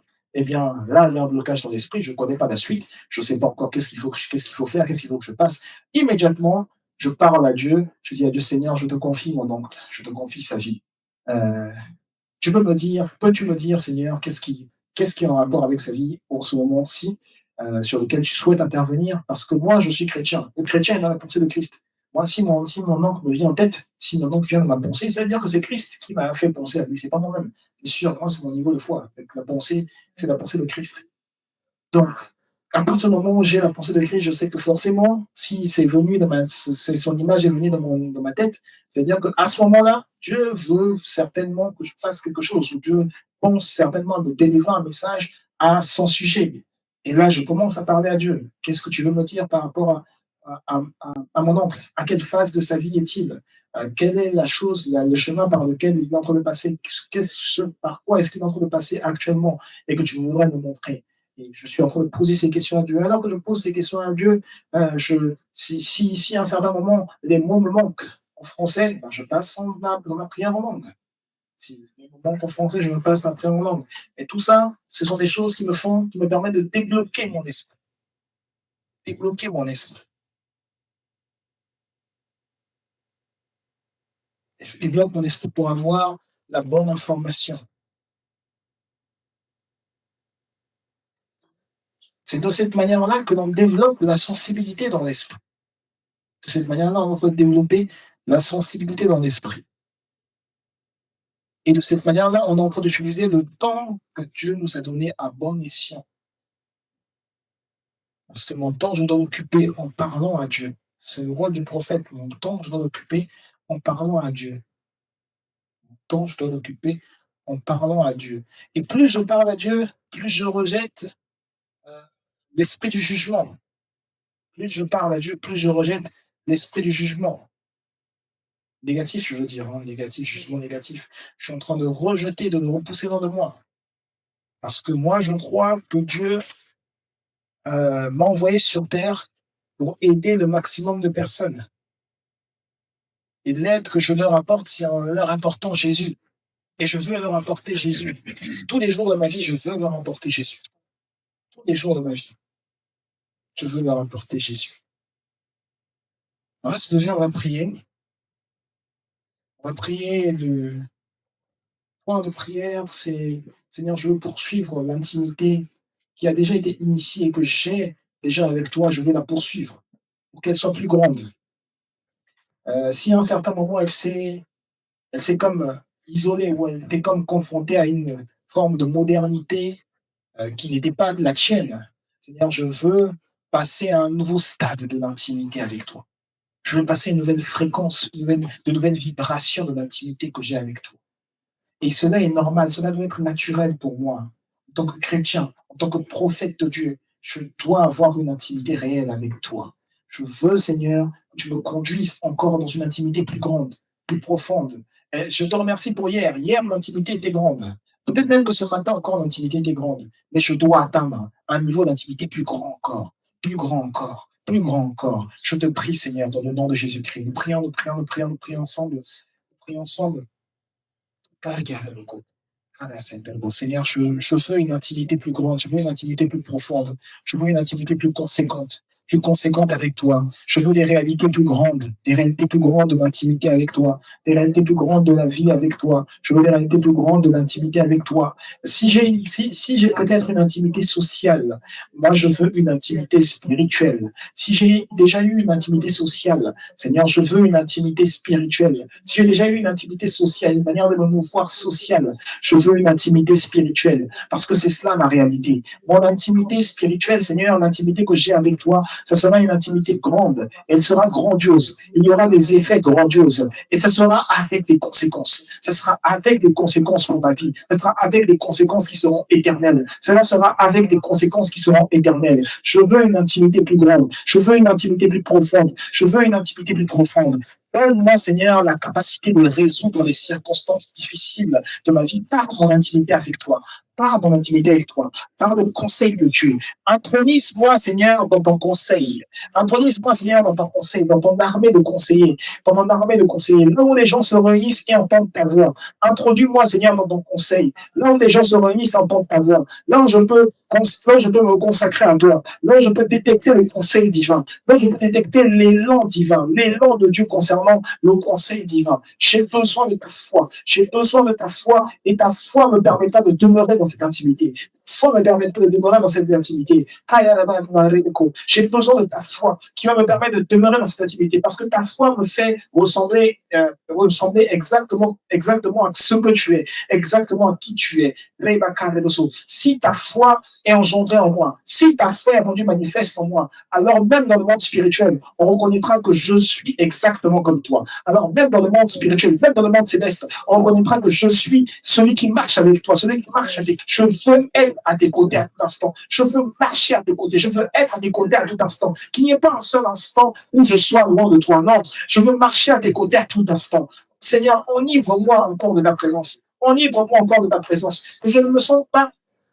Peut-être que hier, j'ai été rempli de toi. Mais Seigneur, continue de me remplir de toi. Que je ne me lasse pas du fait d'être rempli de toi. Que je ne me lasse pas du fait d'être rempli de toi. Que je ne me lasse pas du fait d'être enivré de toi. Je dois être tout le temps sous, enivré par le Saint-Esprit. Je dois être tout le temps sous, enivré par le Saint-Esprit. Enivré par l'Esprit de Jésus-Christ. Seigneur, fais-moi ressentir à chaque fois ce parfum frissonnant de ta présence, ce parfum frissonnant de ton amour, ce parfum frissonnant de ton intimité, ce parfum frissonnant de ton action. Manifeste-toi, que l'on voit, que l'on sache, que l'on reconnaisse, Seigneur, en moi, il y a toi, et qu'en toi, il y a moi. Que l'on reconnaisse parce que tu es vivant en moi, parce que tu es vivant en moi, je peux vivre, Seigneur, tes bienfaits, je peux vivre tes réalités, je dois vivre tes réalités, je dois vivre tes réalités. Et vivre les mêmes réalités que le Christ, c'est vivre en étant conforme au Christ, et c'est vivre en étant avec le Christ à tout instant. Je dois être avec le Christ à tout instant. Je dois être avec le Christ à tout instant. Ribaka yarabakori yarabaka. Riba ribeko yarabaka namasantereboko. Rabaka yaraboko yarabaka namasantereboko. Rebakari yarabaka yarabako namasantereboko. Reba. Reka yaraboko. Rebaka namasantereboko. Lekaya rebeko yarabaka. Lekaya namasantereboko. Rabaka namasantereboko. Au nom de Jésus-Christ. Nous allons prier pour la passion pour la sainteté, la passion pour les choses saintes, la passion pour les choses simples. En fait, quand il est dit à chaque instant que le prophète est au niveau du ciel, qu'il doit transmettre les réalités du ciel sur la terre, on est en train de dire que le prophète n'a pas peur, honte, il n'est pas effrayé par le fait de prendre ce qui représente le Saint-Esprit, ce qui représente le sanctuaire de Dieu et emmener le sanctuaire de Dieu sur la surface de la terre. C'est-à-dire que ce rôle que le prophète a, ce rôle, le prophète non seulement le prend très au sérieux, mais le prophète aime ce rôle. Donc, jamais le prophète ne pourra se détacher de ce rôle. Jamais le prophète ne pourra se détacher de ce rôle parce que cela est dans l'identité du prophète. On va prier pour que cette identité du prophète que nous avons, que le Seigneur nous a donné à cette église, que cette identité du prophète se manifeste par la passion pour la sainteté. Que nous soyons passionnés de la sainteté. Passionné de la sainteté, passionné de la sainteté. La sainteté se voit dans les paroles, la sainteté se voit dans les actes, que la sainteté se voit comme une réponse et comme une récompense de Dieu sur notre vie. Nous prions dans le nom puissant de Jésus-Christ. Je veux être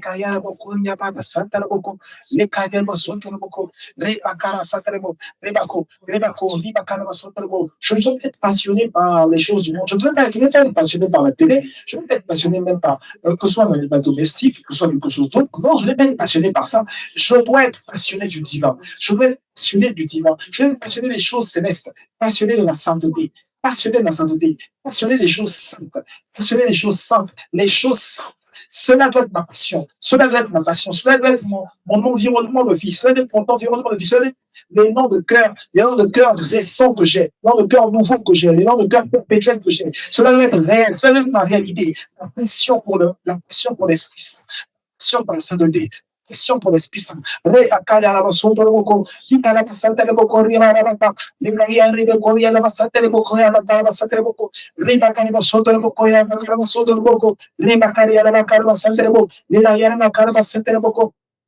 La carabissa, introduit ta passion pour les choses simples, introduit ta passion pour un tes déplacements et tes paroles, introduit ta passion pour un tes déplacements et tes paroles. Et lorsque l'on voit que l'on se dise, je suis d'une race différente, je suis d'une personne différente, je suis d'un élan différent, je suis d'une dimension différente, je suis d'une vision différente, que ta passion pour les choses simples soit tellement réelle, que soit tellement palpable, que ta passion pour les choses simples, que ta passion pour ma réalité quotidienne soit tellement différente, qu'elle soit tellement réelle. Au nom de Jésus-Christ,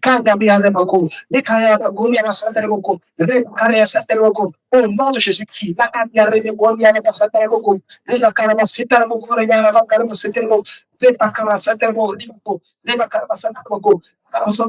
que nous ne sommes pas passionnés par les choses terrestres, mais que nous sommes passionnés par les choses célestes, que nous sommes passionnés par l'univers céleste, que nous sommes passionnés par la vie divine, que nous sommes passionnés par le quotidien divin, que nous sommes passionnés par les choses de Dieu, que nous sommes passionnés par les choses de Dieu, que nous sommes tellement à la recherche des choses de Dieu, que j'arrive à découvrir les mystères cachés de la révélation de Dieu, les mystères cachés des révélations de Dieu, que je sois passionné par cela.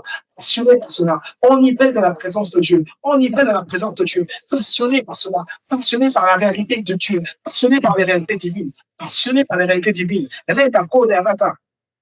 La yaribe konya rabako, reta kara rabakonya rabako, reta kara setere boko rabako, la kanya rebe koni va setere boko, rabakorias.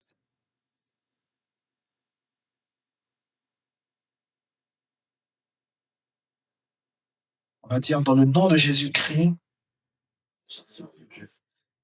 Seigneur, délivre-moi de l'esprit de rébellion, de contrôle et de manipulation.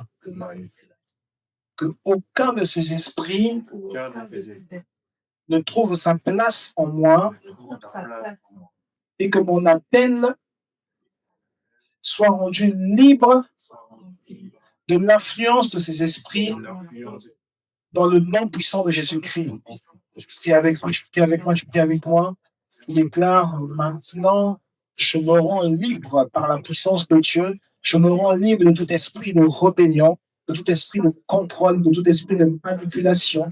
Je me rends libre de tout esprit de rébellion, de contrôle, de manipulation, de domination. Si maintenant je me rends libre de cela, je me rends libre de cela. Que cela vienne par la famille, que cela vienne par les amis, je me rends libre de cela. Que cela vienne par l'ego, je me rends libre de cela. Je me rends libre de cela. Je me rends libre de cela. Au nom de Jésus. Je me rends libre de cela. Je me rends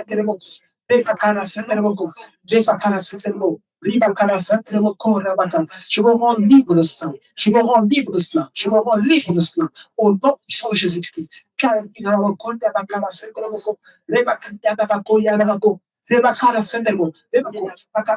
Tout esprit de toute forme de rébellion qui voulait intervenir dans mon appel avec Dieu, dans mon appel avec Jésus-Christ, dans mon appel et dans mon lien avec cette église, toute forme de rébellion maintenant, je déclare qu'elle quitte ma vie. Je déclare qu'elle quitte ma vie. Je déclare qu'elle quitte ma vie au nom de Jésus-Christ. Toute forme de contrôle et de manipulation qui voulait intervenir dans le cadre de cette église. C'est-à-dire que il y a des gens qui pensent manipuler. C'est-à-dire qu'ils se disent, j'arrive, je peux donner de l'argent. Donc, ils se placent partenaires financiers. Alors que cette église n'a pas de partenaire financier. Le partenaire financier que nous avons, c'est Dieu.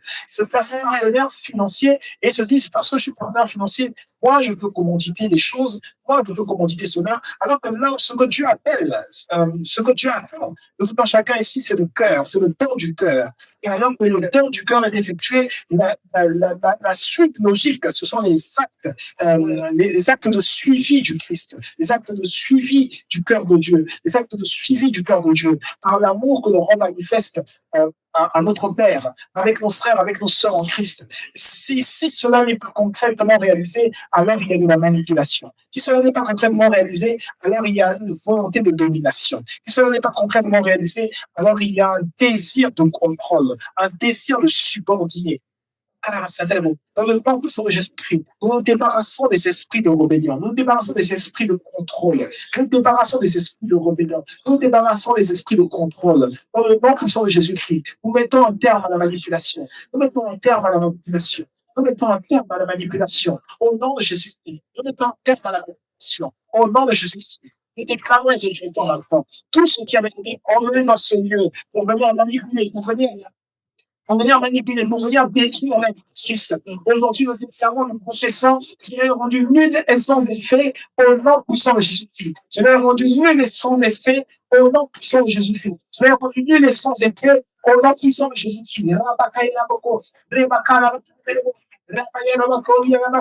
Toute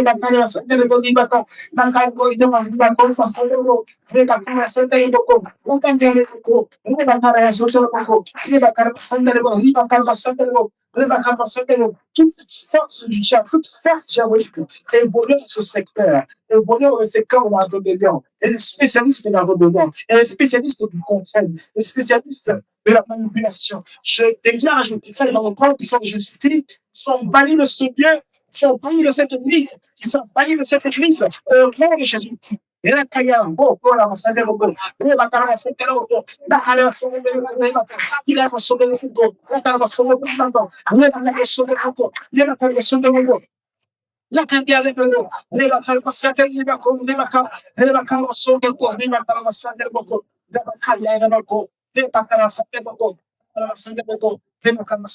Au nom de Jésus-Christ, tu vas dire avec moi, Seigneur, je me débarrasse de la peur.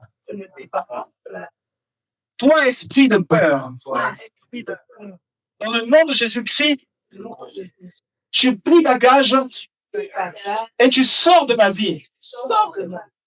Peur des incidents, peur des accidents, peur des moqueries, peur des lamentations, peur de la honte.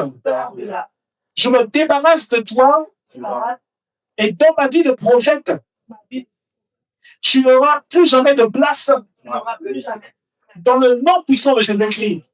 Je prie avec moi, je prie avec moi, je prie avec moi. Déclare maintenant, esprit de peur, je me sépare de toi. Esprit de peur, je me chasse de la vie. Je te chasse de la vie. Esprit de peur, je n'ai plus envie de place ici. Je n'ai plus envie de place dans cet endroit. Je n'ai plus envie de place dans cette maison. Je n'ai plus envie de place dans ma vie. Je n'ai plus envie de place dans mon cœur. Esprit de peur, je me sépare de toi. Je me sépare de toi au nom de Jésus. J'ordonne que tu quittes ma vie. J'ordonne que tu quittes ma vie. J'ordonne que tu quittes mon cœur. J'ordonne que tu quittes ma vie. J'ordonne que tu quittes mon cœur. J'ordonne que tu quittes mon corps. J'ordonne que tu quittes ta pensée. Au nom de Jésus. La carotte, esprit de peur. Esprit démocrate. J'ordonne que tu sors de ma vie. J'ordonne que tu sors de ma vie. J'ordonne que tu sors de ma vie. Au nom de Jésus. Créez la famille à la table. La carotte, c'est de la table. La carotte, c'est de la table. La carotte, c'est de la table. J'ordonne que tu quittes ma vie au nom de Jésus. J'ordonne que tu quittes ma vie au nom de Jésus-Christ. Quand tu faisais, tu ne faisais pas du ciel de je parlais. Tu me faisais, tu m'empêchais même d'ouvrir la bouche. Tu voulais même m'ouvrir la bouche. Tu me faisais m'inquiéter. Là où Dieu avait déjà pris en toute raison pour venir en précédent. Par contre, je déclare que je sors de la vie. Je déclare que je sors de la vie. Maintenant, je déclare une tête que tu sors de la vie.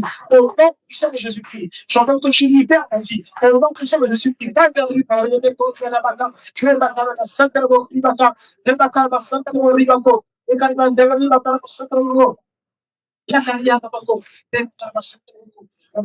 au nom puissant de Jésus-Christ.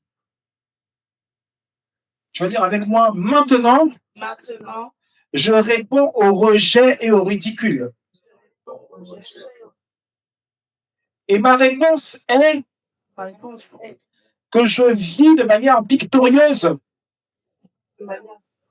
ma vie de prophète dans le nom puissant de Jésus.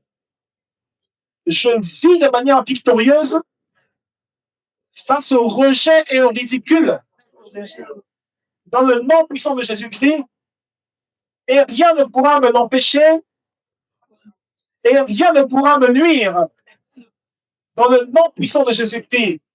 Je prie avec moi, je prie avec moi, je prie avec moi. Je déclare que maintenant je vis de manière victorieuse. Là où on avait estimé le rejet, là où on avait estimé le ridicule. Maintenant, ces estimations tombent à l'eau. Ces estimations tombent à l'eau. Rejet ridicule. Vous êtes banni de ma vie. Rejet ridicule. Vous êtes banni de ma vie. Tous les esprits qui venaient dans ce sens, ils sont bannis de ma vie. Ils sont bannis de mon cœur et de mon corps. Au nom qu'ils sont de Jésus-Christ. Rejet ridicule. De honte.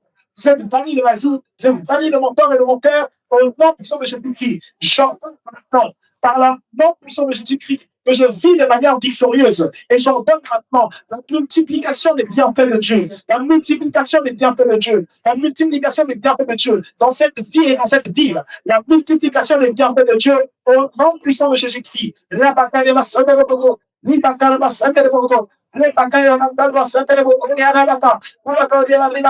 vis de manière victorieuse et je vis une vie de témoignage, une vie de témoignage radical pour le nom puissant de Jésus-Christ.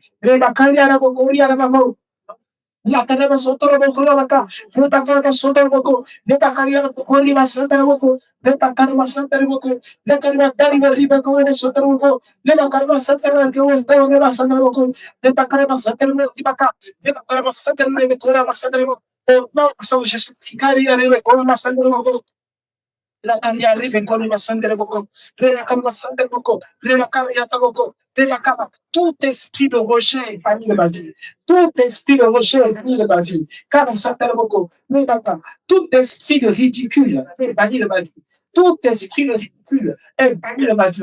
Tout esprit de ridicule est banni de ma vie. Au nom puissant de Jésus-Christ.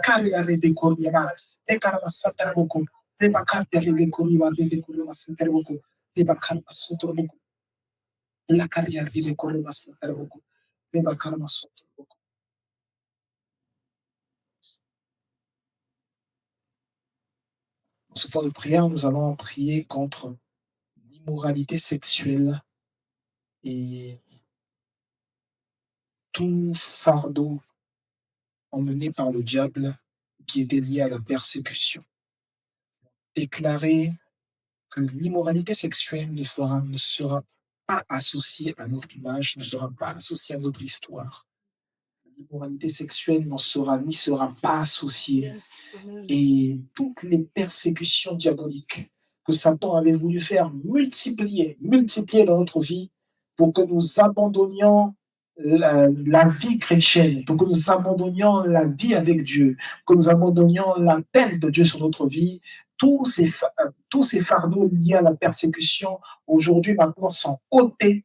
Ils sont ôtés de dessus notre vie, ils sont ôtés de dessus notre dos, dans le nom puissant de Jésus-Christ. Nous prions ensemble, nous prions ensemble, nous prions ensemble, prions ensemble, déclarons et décrétons, Seigneur, maintenant, dans le nom de Jésus-Christ, tout fardeau obsède que le diable avait voulu mettre sur notre vie, les persécutions. Donc là, on parle de persécution longue, là, on parle de cycle lent dans tout ce qui concerne, les déplacements, dans tout ce qui concerne la vie victorieuse, les cycles lents de désaccord, les cycles lents de défaite, les cycles longs où il y avait de la demande, où il y avait du questionnement. Nous déclarons et nous décrétons maintenant que ces cycles longs s'achèvent. Nous déclarons et nous décrétons maintenant les fardeaux de honte et de persécution maintenant s'achèvent. Les fardeaux de honte et de persécution maintenant s'achèvent. Les fardeaux de honte et de persécution maintenant s'achèvent. Ils arrivent à leur terme au nom de Jésus-Christ. Et toute œuvre d'immoralité sexuelle qui avait voulu être à l'origine de la création de ces fardeaux maintenant, toutes ces œuvres d'immoralité sexuelle maintenant sont bannies au nom de Jésus-Christ. Elles sont bannies au nom de Jésus-Christ. Elles sont bannies de ma vie au nom de Jésus-Christ. Elles sont repoussées dans le papier au nom de Jésus-Christ. Elles sont repoussées dans le papier au nom de Jésus-Christ. La carriera de Corona Santa,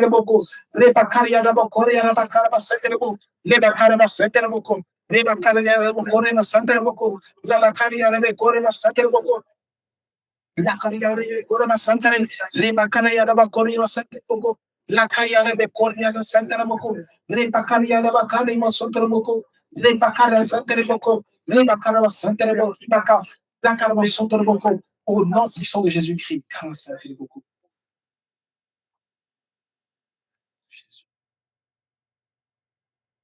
Non, je vois un témoignage nouveau associé à ton nom. Non, je te vois, on dit mastering ministering. Comment on dit? Présider le ministère avec amour. Présider, je te vois vivre de manière triomphante. Et surtout, je vois une nouvelle vie être débutée sur toi. Débutée sur toi. Débutée sur toi. Je vois cet ange que j'ai vu en début de. Vraiment, je venais de prendre le micro. Je l'ai vu distribuer deux papiers. Ces papiers que j'ai vus, c'était des contrats de travail. J'ai distribué deux papiers. Ces contrats de travail maintenant sont notés. Ces contrats de travail maintenant sont notés. Jésus-Christ. La part du Seigneur est là. C'est une nouvelle vie maintenant qui commence. C'est une nouvelle vie qui commence. C'est une nouvelle vie qui commence. C'est une vie victorieuse. Victorieuse. Jésus-Christ, vraiment, c'est prier. Amen.